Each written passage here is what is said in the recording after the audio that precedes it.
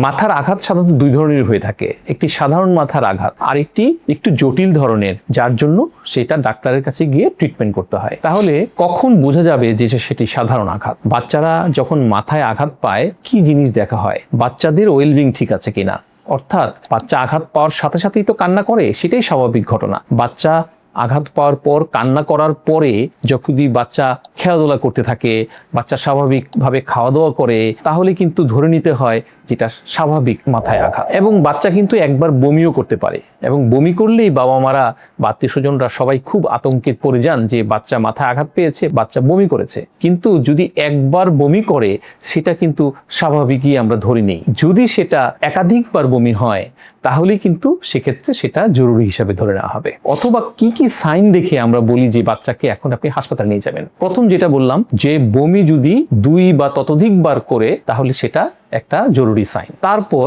বাচ্চা যদি মাথায় আঘাতের পরে অজ্ঞান হয়ে যায় এবং সেটা যদি অল্প কয়েক সেকেন্ড থাকে তাহলে সেটা কিন্তু স্বাভাবিকই আমরা ধরে নিই। কিন্তু সেটা যদি বাচ্চা যদি অজ্ঞান ঘন্টা খানেক হয়ে যায় তাহলে কিন্তু সেটা খুব জরুরি বিষয়। বাচ্চার যদি নাক বা কান দিয়ে রক্ত আসে বা অনেক সময় রক্ত মিশ্রিত পানি আসে তাহলে কিন্তু সেটা জরুরি বিষয়। বাচ্চার যদি আঘাত পাওয়ার পরে খিঁচুনি হতে থাকে তাহলে কিন্তু সেটা জরুরি বিষয়। বাচ্চার মাথায় আঘাত পাওয়ার পরে বাচ্চার মাথার অংশটা অনেক সময় ফুলে যায়, এটা স্বাভাবিক। কিন্তু যদি সেই ফোলা জায়গার নিচে হাড় কখনো ডেবে যেয়ে থাকে তাহলে সেটা কিন্তু জরুরি। আমরা যে জরুরি বিষয়গুলো বললাম সেটাকে রেড ফ্ল্যাগ সাইন বলা হয়।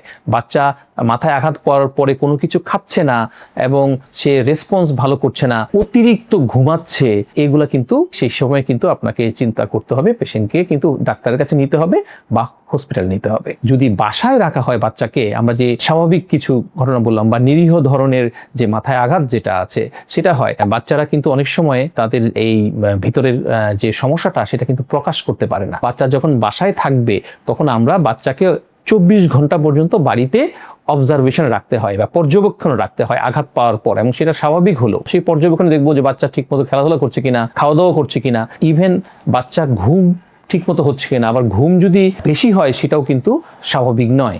সেই জন্য আমরা বলি বাচ্চা যখন ঘুমাবে বাচ্চাকে 2 থেকে 3 ঘন্টা পর পর একটু বাচ্চার রেসপন্স দেখতে হয় যে বাচ্চা হাত পা নাড়াচ্ছে কিনা। কিন্তু বাচ্চাকে জাগিয়ে তোলার চেষ্টা করলেও দেখা যাচ্ছে বাচ্চার কোনো নড়াচড়া নেই, তাহলে কিন্তু সেক্ষেত্রে আমরা জরুরি হিসাবে ধরে নিব। স্বাভাবিক ঘটনাগুলো ঘটলে আমরা বাড়িতে রেখেই বলি যে চিকিৎসা করার জন্য। তবে একটা জিনিস বাবা মারা যেহেতু আতঙ্কে থাকেন, আপনাদেরকে বলবো যদি আপনারা যে জরুরি বিষয়গুলো বললাম যেগুলোর ক্ষেত্রে আপনাকে ডাক্তারের কাছে বা হসপিটালে নিয়ে যেতে হবে, তাহলে অবশ্যই দেরি না করে আপনারা হাসপাতালে যাবেন এবং তার সঠিক চিকিৎসা করবেন। ধন্যবাদ সবাইকে।